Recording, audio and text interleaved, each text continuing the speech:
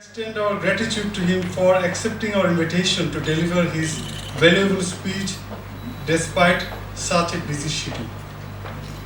However, Department of Social Sciences and Humanities at our school offers some foundation courses where Richard Eaton's works are thoroughly used by the students as references on this distinct area of knowledge.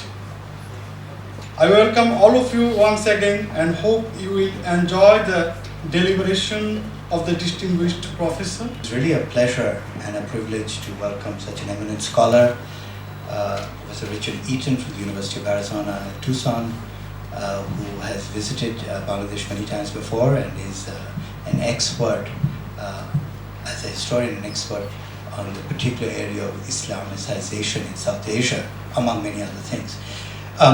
I have to say that well, let me first start off by thanking the School of Liberal Arts and Social Sciences, and particularly the Dean, Professor Mahmoud Piala, and his colleagues for arranging this wonderful opportunity to acquaint the IUB family with such an eminent scholar and his work, which is, I think, particularly germane in this time and date. Unfortunately, we're living in an age of intolerance, and I was intrigued to read a very recent article by Professor Eaton called The Anatomy of Hate, which he wrote in March of this year, which who talks about the clash of civilizations, which very much touches on this notion that which focuses on differences rather than similarities. And I am, as we are all, eager to hear about Dr. Eaton's views on how Islam spread in South Asia, how Islam developed in this part of the world. And I think, sort of, not to give away any spoilers, I think his research is very much focused on the assimilation and incorporation of multiple influences.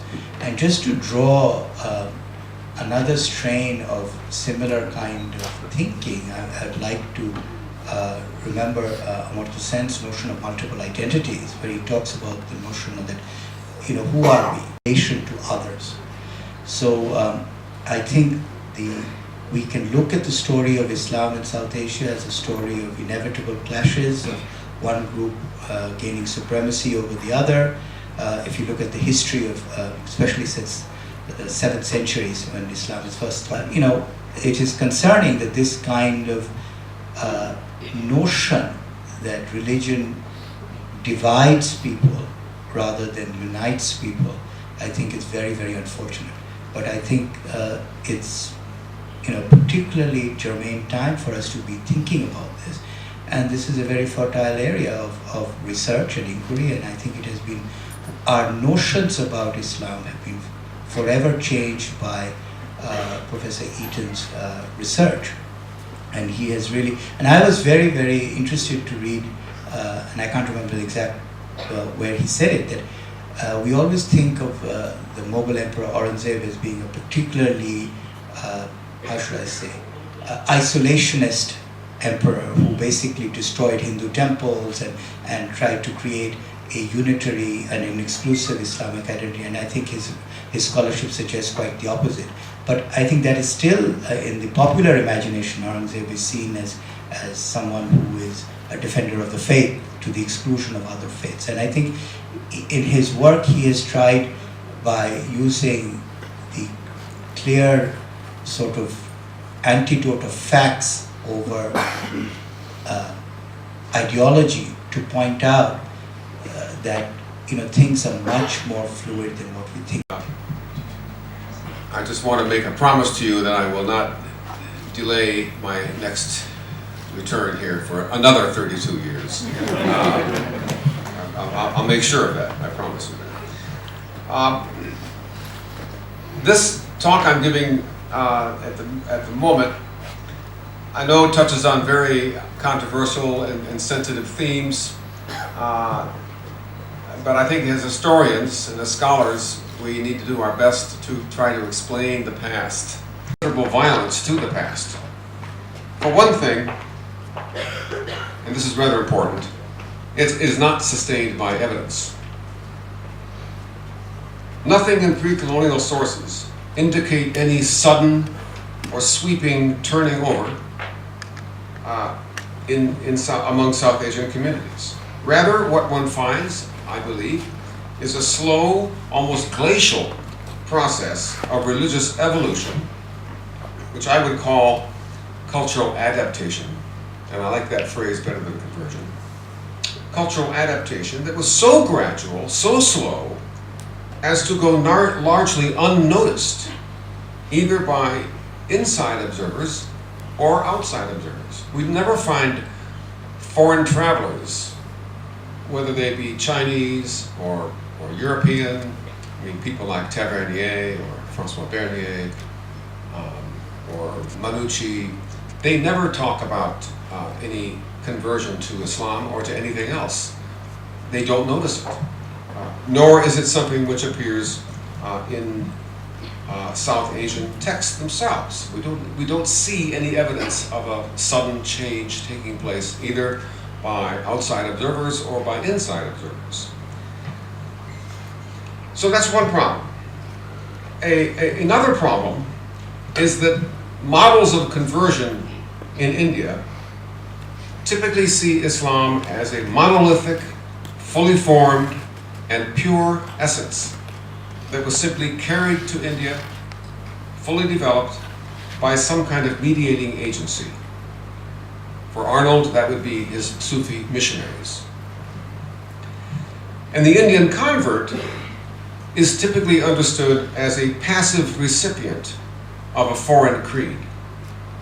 The typical metaphor that's used repeatedly in the literature is that of transplanting a tree from one environment to another tree, to another environment. It's almost biological metaphor, right? A plant whose seed was originating somewhere else is transplanted and put in the ground in a new environment. The argument is that because the spatial and cultural distance between Arabia and South Asia is so great that the Indian soil, as it were, was deemed too poor to sustain a healthy transplant. Thus, the Islam that emerged in South Asia was judged to be a hybrid, implying a debased hybrid. Always the problem with the term syncretism is that it assumes that there's a pure seed here and a pure seed there. You put them together and it's somehow neither this nor that.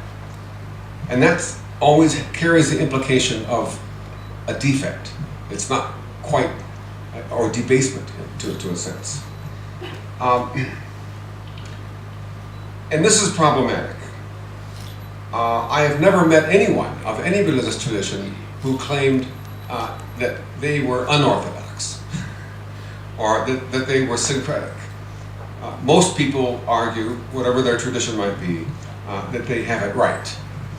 And so the whole idea of transplantation carries with it a number of issues and problems which I think are also problematic. And if you do that, if you assume that the seed had been transplanted from one area and to another, and then it somehow became hybrid, or was even a debased hybrid, this then suggests that it would have to await until some reform movement comes along and improves it, as we always hear happened in the 19th century. A third problem in studies of conversion is that scholars of religion tend to treat religion as operating in a vacuum, overlooking the remarkable extent to which religious systems are always embedded in larger historical contexts, which frequently include, in fact, always include, non-religious factors. And I might add that here's another problem that we have as scholars. Some of us work in departments of geography, and we only talk to geographers. Others live in departments of political science, they only talk to other political scientists. Some people inhabit departments of religious studies, and they only talk to do those kinds of things. The consequence is that we tend not to talk with each other, but past each other, because we inhabit different subfields. Whereas in the real world, everything is impacting everything else all the time. And that if we continue to carve up our academic disciplines into little separate compartments, we never see the entire phenomenon. It's the classic story of the elephant and the 5 blind men, each of whom can apprehend only one part of the elephant, and therefore nobody sees the whole thing.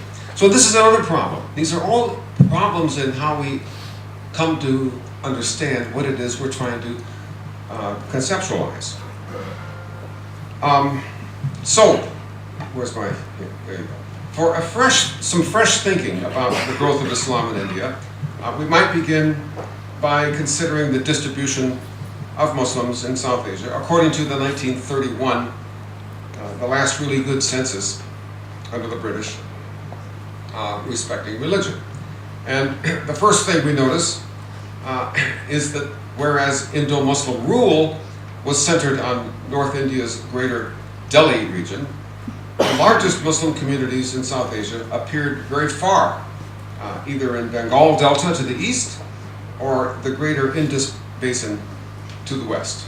Now, this rather simple fact of geography indicates that the growth of Islam cannot be correlated with the concentration of Muslim political power, which would eliminate any argument that Indians might have converted through military.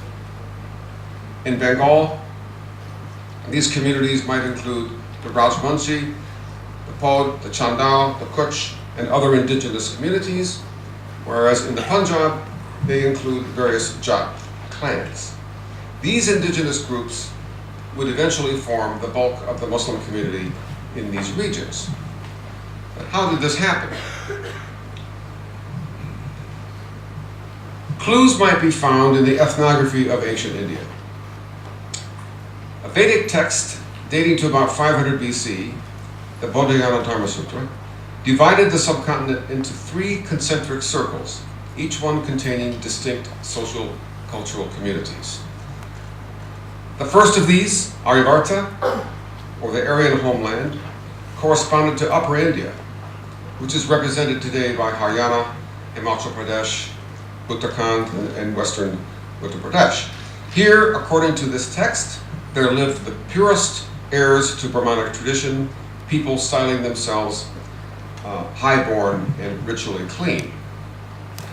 The second circle contained an outer belt of lands corresponding to modern Malwa, east and central Bihar, Gujarat, Deccan, and Sindh.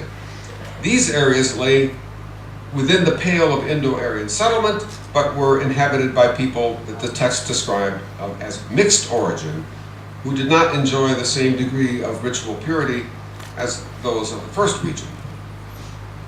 And then there's a third concentric circle containing those outer regions located beyond the second one, areas inhabited by unclean tribes that were considered so far beyond the pale that penances were prescribed for those who visited there. Peoples in this third circle included the Aratas of the Punjab, the Sogaras of southern Punjab and Sindh, the Pundras of North Bengal, and the Bangas of central and eastern Bengal. In other words, the greatest incidence of Islamization occurred amongst peoples who had been least influenced by Brahmanic culture.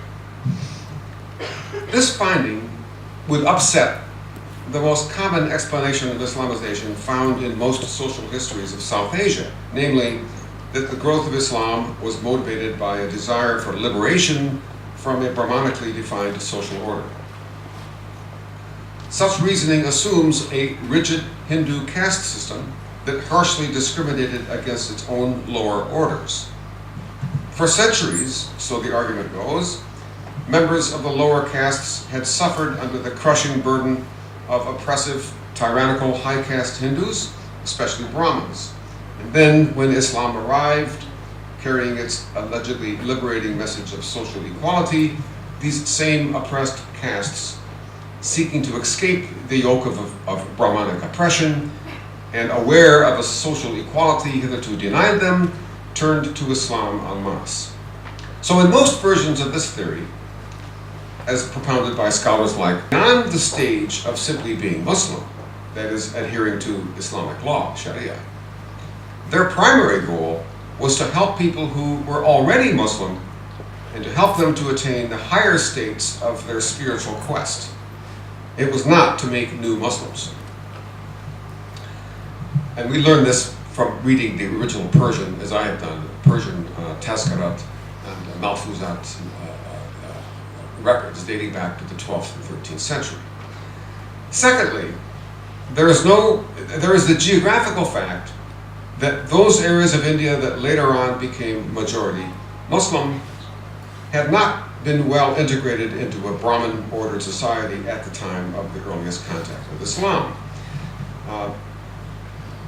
In the 1931 census of India, this indicates that in modern times, Brahmins were concentrated in the Aryavarta region of Upper India. A remarkable point of continuity, by the way, with the Vajrayana Dharma Sutra, and what it had to say about the distribution of clean and impure regions 2.5 millennia earlier. Yet, according to the conventional theory, it was precisely because of Brahmanic oppression that lower castes are said to have turned to Islam. Logically, the question of high caste Brahmin oppression cannot arise in areas where a rigidly discriminatory Hindu social order was weak, which is reflected in the low proportion of Brahmins to total society. Thus, the theory that Islamization was a function of social liberation, like the notion of peaceful preaching by Sufis, or the idea of political and military coercion, does not appear to be sustainable. To understand the growth of Islam in South Asia, one needs, I think, to bring multiple disciplines into play: literary history, folklore, economic history, numismatics, riverine ecology, geology, in addition to political history. In the case of Bengal, obviously one of the areas of the greatest Islamization in South Asia, indeed, Bengalis, as we all know, comprise the world's second largest ethnic population of Muslims, second only to the Arabs. What makes the growth of Islam in Bengal unique in South Asia, and in fact in the Muslim world, was its association with the clearing of forests and the advent of wet rice cultivation, which is the central part of my book on the rise of Islam. Bengali literary and folk traditions dating from the 16th century are replete with stories of pioneers associated with the taming of the forest, introducing the techniques of wet rice cultivation, and instituting new religious traditions. Typically, these pioneers combined holy man piety with the organizational skills necessary for the hard work of clearing the forest and reclaiming the land. They were remembered then, not only for having established mosques and shrines, but also for mobilizing local communities to cut the forests and to farm the land. As this happened, those same communities gradually came to venerate those pioneers, most of whom were Muslims. Yet none of this would have been possible had Eastern Bengal not been a densely forested region inhabited by preliterate fishermen, hunters, or communities practicing slash and burn or chum agriculture.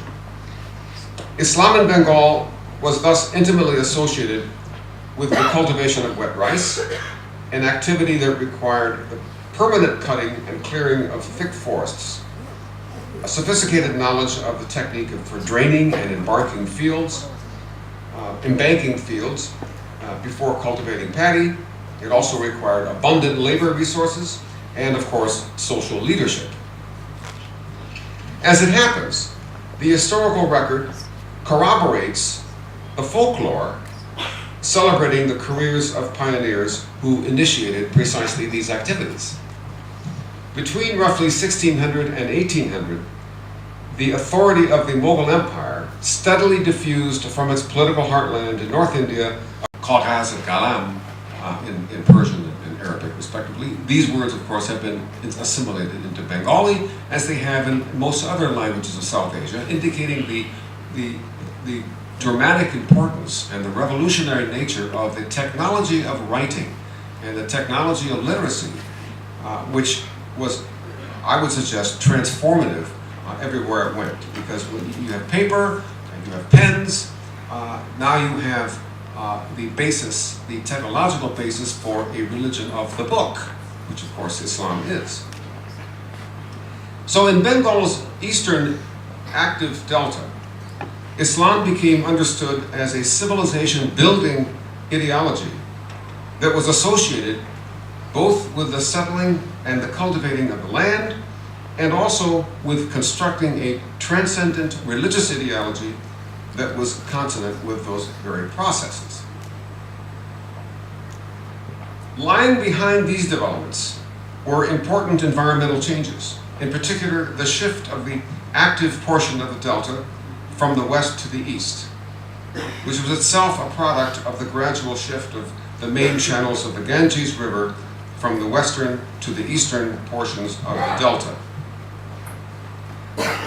And I'm going to just use, and I had these in my book too, basic on contemporary maps, the earliest maps that we have drawn by Europeans, whether Portuguese or Dutch, indicating the eastward gravitation of rivers. I underline here Satgaon because it provides a point of reference for seeing how this works. Prior to the 16th century, the Ganges had flowed down into the Bay of Bengal through the western part of the delta, passing by what is now Calcutta, what is called the Adi Ganga, of course. But from the mid-16th century and thereafter, owing to the delta's flat terrain and its history of tectonic activity, the river began to abandon its western channels and to migrate through successive channels that lay ever further to the east. And we see this happening from 1615. We see it more dramatically in the map by Van den Broek, a Dutch writer, in 1660. And then finally, of course, by Rennell, early in the British period, by 1779, you can see that the Ganges has all but abandoned the western portion of the delta and has moved, really, now it's the Padma, and moving into, joined up with the Brahmaputra, the Meghna, in the eastern delta that we find today. So, by a coincidence of some note, a very important coincidence, the Ganges River completed its eastward drift into the Padma and the Brahmaputra at the very time, 17th, 18th centuries, that Mughal power was becoming consolidated in the same region. Here. Eastern Bengal then became the delta's most ecologically active sector, where both rice production and population density rose relative to the more stagnant western delta. In a sense, one could almost say that the Mughal Empire was riding the back of this eastward moving development, symbolized by the planting of their own provincial capital in the very heart of the most ecologically active portion, which was Dhaka. This riverine and ecological shift was accompanied by the settlement of pioneers who had migrated from the relatively less fertile upper delta and western delta, or even from North India and beyond. This, in turn, led to the incorporation of indigenous communities of fishermen or of shifting cultivators, jhum cultivators, into sedentary communities that were focused on the charisma or the organizational abilities of those same pioneers. The eastward shift of the delta's active portion also contributed to natural population growth in the eastern delta, since the initiation or the intensification of wet rice cultivation there dramatically increased local food supplies, which is reflected in Bengal's phenomenal rice ports in the early modern period. So that already by the 17th century, Bengal is exporting rice east all the way into Java, as far as Java, and west all the way as far as Goa. The Portuguese are importing rice from from Bengal. And of course, the natural population growth is clearly a function of the expansion of wet rice cultivation. The slash and burn cultivation, the jhum cultivation, can only support about 20 people per acre, whereas when you move into rice cultivation, wet rice, you can support many, many, many more. So that we're not always necessarily talking about conversion as we are natural growth of the population because of the increasing fertility of the land itself. It's very important to bear that in mind, I think. The greater fertility and productivity of eastern Bengal over western Bengal is easily seen in revenue statistics from the Mughal Empire itself. Whereas rice production actually declined in the moribund northwestern portion of the delta by 13%, it went down. It nearly doubled in the northeast, and it more than doubled in the southeast, which is to say present-day Bangladesh. Moving more or less in tandem into the eastern delta, Bengal's agrarian, Islamic, and political frontiers all then tended to converge and to overlap one another in the 17th and 18th centuries. This explains why religious texts dating to this period reveal an unmistakable frontier ethos. For example, a 16th century biography of the Prophet Muhammad and other prophets of Islam, this is the Nabi Bangsho of Sayyid Sultan, characterized the patriarch Abraham, or Ibrahim, as a man who, born and raised in the forest, traveled to Palestine. There, he attracted tribes from nearby lands, he mobilized local labor, and he cut down the forest, and then he built a holy place, the temple in Jerusalem, for the purpose of offering prayers to God. Clearly, the main themes of the life of Abraham, as revealed in the text, the Nabi Bangsho, closely mirror the careers of the hundreds of Muslim pioneers who during the 16th to 18th centuries had mobilized local labor in the Bengal countryside for precisely the same activities. In other words, there's a sense in which the career of Abraham, or Ibrahim, is understood through the lens of 17th century realities. In this way, we can see how religious change, conventionally called conversion, was inextricably embedded in and interwoven with much larger historical processes. It was the eastward shift in the courses of the river, Bengal's great river systems, that made eastern Bengal, and not the older, moribund western delta, ripe for economic development. In time, those Muslim pioneers who had done the hard work of organizing local forest communities into gangs to cut the forest and commence agricultural operations, they became remembered as Muslim holy men, sheikhs, or even Sufis. It was owing to their efforts that people living in later eras would attribute to them the conversion of their ancestors. If we look at the other end of the Indo-Gangetic Plain, meanwhile, an equally momentous process was taking place. Indeed, the Islamization of Western Punjab between the 13th and 18th century did share some similarities with that of Eastern Bengal. Both regions were located along the margins of expanding Delhi-based empires.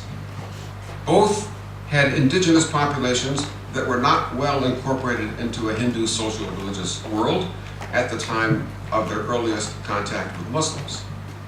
And both societies experienced a transition to settled agriculture at the time that Islam took hold among the common folk. Now, these are all common things. That said, the two cases also differed in important respects.